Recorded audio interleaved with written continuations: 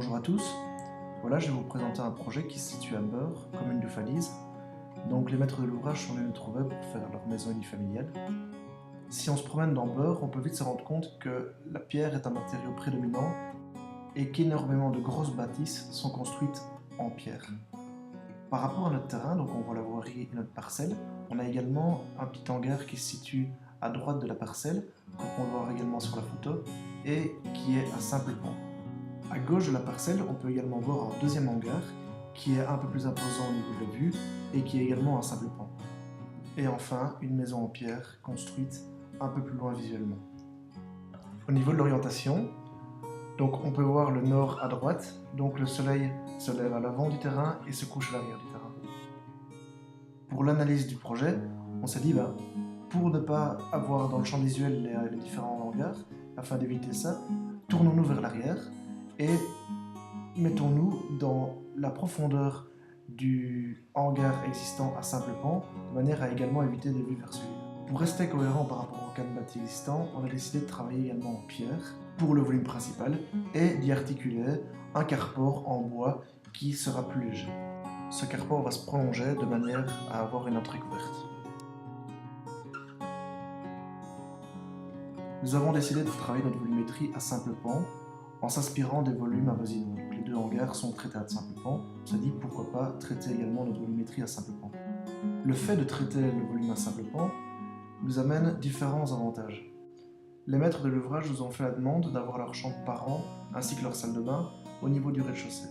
Ce qui fait que par rapport à une maison traditionnelle, où nous aurions 2 étages, ici, notre bâtiment va devenir trop grand pour avoir 2 étages identiques.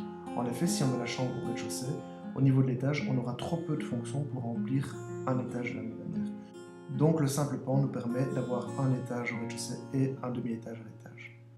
Le simple pan nous permet également d'avoir une grande baie vitrée qui monte plus haut que si on avait eu un double pan. Et souvenez-vous, comme on l'a expliqué sur l'implantation, les vues intéressantes se trouvent sur l'arrière du terrain.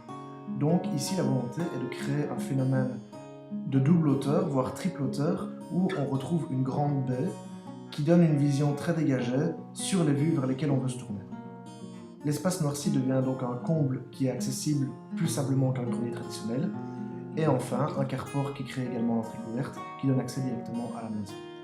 Une fois qu'on rentre dans la maison, on arrive dans un hall avec une hauteur sous plafond plus traditionnelle. Une fois qu'on passe ce hall, on arrive dans la triple hauteur, comme on peut le voir maintenant sur la 3D, où on a un grand dégagement avec cette grande baie vitrée, et cet espace est la salle à manger. On aperçoit au-dessus le plancher vitré, qui est en fait le palier de distribution des chambres des enfants, et quand on lève la tête, on voit au-dessus le bureau, qui est en mezzanine sur l'espace après le hall d'entrée. Voilà, là on est dans la cuisine, donc on peut voir cette triple hauteur de nouveau. Il faut savoir que la triple hauteur se situe au niveau de la salle à manger. Après, on a 2 espaces qui sont bien distincts, qui sont plus bas sous plafond, qui sont le salon et la cuisine.